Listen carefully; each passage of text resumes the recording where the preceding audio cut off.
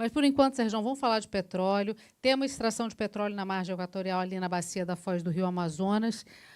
O quanto que isso Posso realmente... protestar já agora? Já Não protestou. tem ninguém pretendendo explorar petróleo na Foz do Rio Amazonas. Olha a molecagem. Você não é culpada disso. Na É a bacia. 500 quilômetros. Mas é a bacia ainda, não é? Não, o Ciro está falando o negócio certo.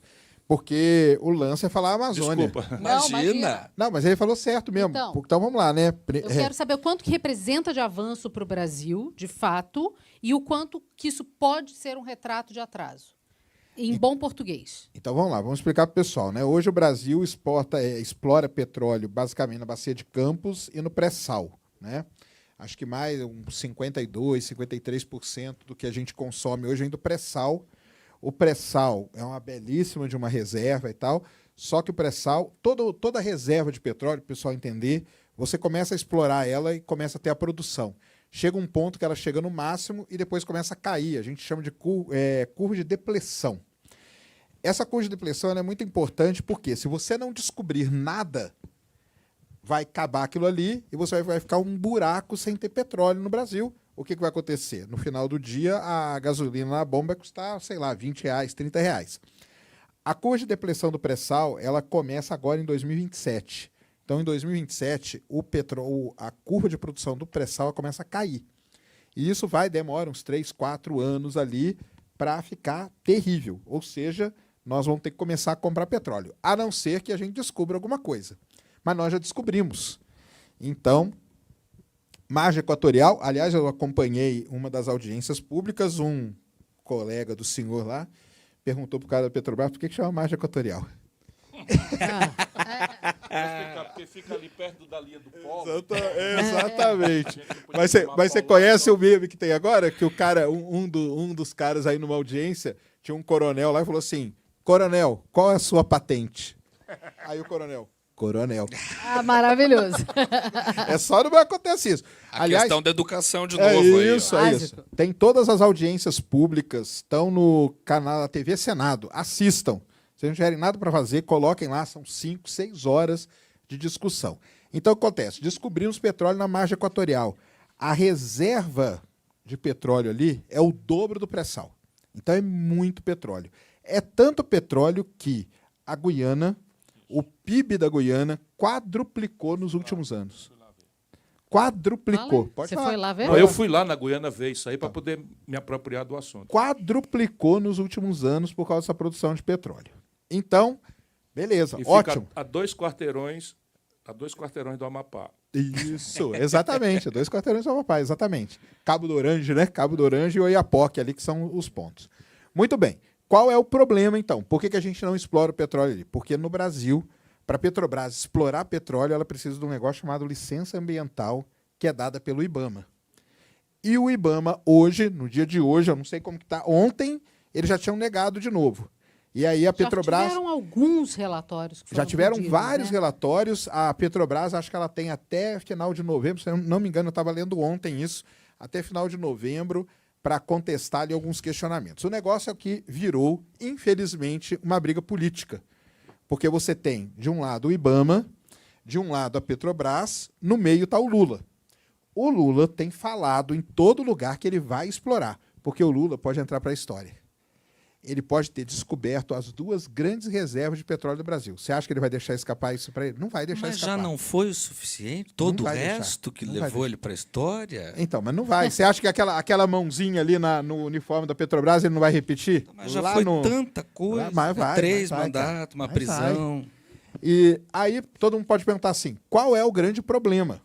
O problema é o seguinte, a perfuração de poço ali na margem equatorial, por conta de correntes e tal, ela tem, preste atenção, eu vou falar, ela tem um risco que é um pouco maior de dar algum problema na exploração. Só que a gente tem que ter na nossa cabeça que quem explora petróleo no Brasil é a Petrobras. A Petrobras é uma das maiores empresas exploratórias do mundo. Todos os prêmios de exploração em água profunda, nas situações mais adversas para explorar petróleo, quem ganha é a Petrobras. O Sérgio trabalhou lá, ele sabe muito bem do que ele está falando. Então, quer dizer o seguinte, não quer dizer que na hora que... Porque quando você vê a apresentação do pessoal do IBAMA, parece que vai acontecer o seguinte: na hora que a Petrobras furar o poço vai explodir. Não é isso que vai acontecer. Não vai acontecer. Pode acontecer? Pode. Tem um risco? Tem um risco. Mas nós estamos falando da Petrobras. E eu quero só fazer um lembrete que a gente deu no Rivo News outro dia. Nesse momento, o Brasil tem 2 barragens no nível 3 de emergência, que a qualquer momento podem se romper e a exploração segue correndo em todo tipo de É isso. de As conta. as barragens de rejeito as que você está barragens falando. de rejeitos e tudo mais. Barragem de rejeito Então, e mineração. assim, na isso verdade, aí. a coisa acontece para todo lado e em todo tipo. É então, isso. qual seria o ponto desse? É o mesmo nível de alerta, digamos assim. Tem um nível de alerta, mas aí que tá. Aí o que acontece? A Petrobras foi lá e fez um estudo. Vamos supor que estourou um poço, que é algo que na Petrobras não acontece há muitos anos. Explodiu um poço. Mas vamos supor que esse poço exploda. E começa a vazar petróleo. Já foi feito o estudo da simulação de fluxo, cara. O petróleo não vai para não vai para a foz do Rio Amazonas. Ele vai por outro lado. Ele não vai para lá. Então, vira uma confusão. A confusão hoje, o problema hoje, ele é político.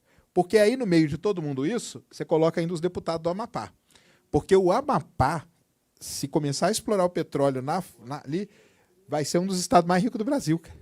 Vai ser um dos estados mais ricos do Brasil. E semana retrasada, eu esqueci o nome dele agora, estava o deputado do Amapá, cara, esbravejando no Congresso para explorar. Lógico, é. Claro, Amor de né? Claro! Ele estava lá bravo, xingando todo mundo e tal, não sei o quê. Então, nós estamos nesse dilema. Eu tenho falado isso muito, aconselho. Eu sei, é chato pra caramba, mas aconselho todo mundo a acompanhar isso, porque isso é o futuro. Porque se a gente não explorar a foz do Rio... Aí eu fico com a foz do Rio Amazonas na cabeça, tá vendo? Se a gente não explorar a margem equatorial... Incutiram, né? É que não é na foz. Do pedido de licença. É porque a gente tem que acordar o Leonardo DiCaprio lá, cara, pra ele vir cantar a música aqui, ué. É isso. Mas deixa eu repetir aqui, olha, os brasileiros precisam acordar. A margem equatorial vai do Rio Grande do Norte até lá em cima, depois do Amapá, que é o último estado É o nessa Suriname. linha. Suriname, E Guiana. passa adiante as 3 Guianas, que a última é a Guiana inglesa, e encosta, porque tem petróleo, em Roraima. Eu fui lá visitar esse negócio aí. A Petrobras está pedindo, não é para explorar ainda, ela está pedindo licença para prospectar. Para analisar a área. É que ela precisa fazer um poço. Ela precisa fazer um poço para cubar as reservas que estão ali, certificá-las e tal, e depois estudar a viabilidade econômica, etc, etc. Aí o que está acontecendo? O IBAMA manda dizer, uma vez, que não, e arquive-se. O presidente do IBAMA, claramente servindo ao Lula, manda outro recado para a Petrobras. Não estamos satisfeitos, para poder justificar o inconcebível... Eles mandam uma série de... Para quem não sabe, eles mandam uma série de perguntas. Né? Manda uma série de perguntas. Não, é pior do que isso. Se fosse pergunta, menos mal. Eles estão pedindo estudos. Estudos, a última agora, 26 técnicos assinaram. É inacreditável a prospecção ficar 500 metros da foz do Amazonas. Um dos estudos... Quilômetros. Que eles estão pedindo para resolver é o impacto nas comunidades indígenas. Isso deve ser Atlântida. Percebe? Mas é para chamar o Leonardo DiCaprio. Deve ser para Atlântida. acordar o Leonardo DiCaprio, eu falo isso, cara. Mesmo para um estado grande como o Amazonas, 500 quilômetros é muito longe. É claro. Não dá para você visualizar. E se o poço estourar, vocês imaginam o pulso do Rio Amazonas? O pulso, dá para você ver de satélite, fica ali barrento, uns 4.000 quilômetros para frente. Ou seja, o pulso do rio leva qualquer problema que acontecer para longe. E a Petrobras já evidenciou isso e tem história de absoluta capacidade técnica, respeitada mundialmente e tal. Não se justifica. Eu escrevo meu newsletter sobre isso, esses dados são dessa semana, e eu estou denunciando. O marinismo está a serviço do interesse estrangeiro. Está a serviço do interesse estrangeiro. Por quê? Porque a economia do petróleo ainda vai perdurar pelo menos 30 anos.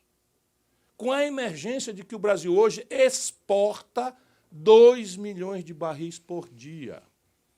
Na hora que nós começarmos a depleção dos poços do pré-sal, como o Sérgio já falou, nós vamos passar de exportador de petróleo para importador de petróleo. Aí a política de paridade de preços internacionais da Petrobras, o crime dela é o seguinte: ela tira um barril de petróleo por $8 antes dos impostos, o custo de produção dela no pré-sal, $8, e impõe ao brasileiro o preço spot de Roterdã.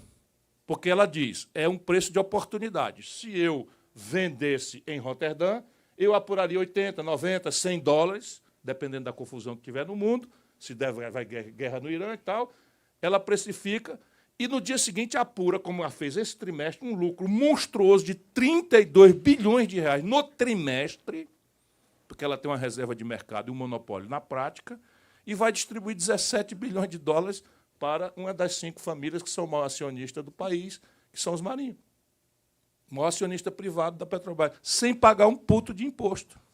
Lembrando. Porque não paga imposto de renda. Só no trimestre vão ser distribuídos 17 bilhões. Isso é uma companhia que tem um projeto de investimento criticamente necessário para o país, numa companhia que tem um nível de endividamento que você devia usar esse lucro para abater essa dívida e qualificar o portfólio e o capital e tal. Ou seja, está sendo espoliada politicamente pelos donos da República e agora a chance que nós temos de explodir a capacidade de produção brasileira está sendo sabotada pelo marinismo. E o Lula está cansado. Meu temor é esse. Qualquer bola dividida, o Lula está tirando o pé. Aceitou agora o acordo com a coisa, está aceitando essa impostura da Câmara de coisa, escolher o cara mais comprometido com a esculhambação. Mas eu ouvi o Lula Hugo Mota. eu ouvi ele naquela rádio lá, como que chama? Rádio oficial. O Bom lá. Dia Presidente, lá? Ele falou que ele falou isso semana retrasada. Fala, mas não resolve. O problema é o seguinte... Mas ele trocou lá o presidente da Petrobras, colocou uma mulher lá agora, que aquela mulher é brava. Ele diz lá... É brava?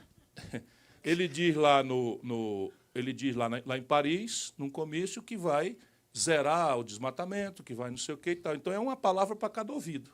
Esse é o problema. E o tempo está passando, né, Sérgio? O tempo está passando e tal. Mas vamos lá, eu tenho inside information. Opa! Gostamos! Porque eu tenho contato com, principalmente, pilotos de offshore, que são os pilotos que pilotam helicóptero para ir em plataforma. E já foi pedido uma mobilização deles para o Amapá. Então, pode ser que vai acontecer alguma coisa aí. Agora, tem essa queda de braço, é terrível. A última informação, desculpa lhe interromper, a última informação é essa. Eu converso com a AEPET, lá, a Associação dos Engenheiros. Está o último seguinte: 26 técnicos assinaram essa coisa, recomendando a negação e o arquivamento. Isso. O presidente do IBAMA desconsiderou e mandou para o presidente da Petrobras, a presidente da Petrobras, um conjunto de novos estudos, entre os quais o impacto nas comunidades indígenas. Então, que é um negócio a ver. Porque, para quem não sabe ali, o que a gente está falando de 2 lugares onde a Petrobras vai montar as bases dela, um é o Oiapoque e é um lugarzinho chamado Cabo de Orange. E ali tem, eu acho que eles estão falando isso aí é por causa daquele parque que tem ali. Porque um dos planos da Petrobras, quando ela apresentou lá na audiência pública, ela vai fazer mais ou menos o que ela fez ali na Amazônia, no campo de Urucu. Isso. Então ela vai construir tipo um zoológico, um jardim botânico e tal, para preservar as espécies caso aconteça alguma coisa. Isso que é sempre bom falar, entendeu? E é ali que vai ser a base dela, tanto de operação para as possíveis, né, futuras plataformas da margem equatorial. E essas regiões elas são cercadas por parque nacional e tal. Então, eu acho que eles estão pedindo um estudo de impacto comunidade indígena nesse ponto aí. Com relação à construção das bases. E o que acontece também, né? A gente sabe que eu fui em Macaé, morei em Macaé boa parte da vida, né? Quando eu trabalhei, grande Macaé. E o que acontece é uma corrida imobiliária, né? Gigantesca, porque quer investir em terreno? Vamos para o Amapá, galera. Compra lá, porque daqui uns anos... Tá na hora, entendeu? Tá na hora, que foi acontecer em Macaé. A galera foi para lá, comprou, na hora que chegou todo mundo para trabalhar, porque o lance de você ter um lugar para poder servir uma reserva de petróleo é toda uma economia que cresce naquele local. Você tem que ter hotel, porque vai ter técnicos. Sim. Não é da Petrobras, você vai ter das terceirizadas que trabalham. Schlumberger, Halliburton, Baker, todas shopping, elas. Porque vai ter que ter shopping, vai ter que ter restaurante, vai ter que ter tudo.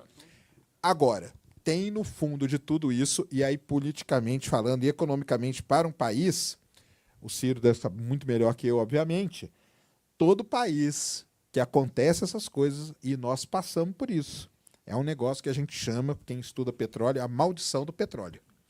Nós passamos pela maldição do petróleo, nem precisa dizer, né?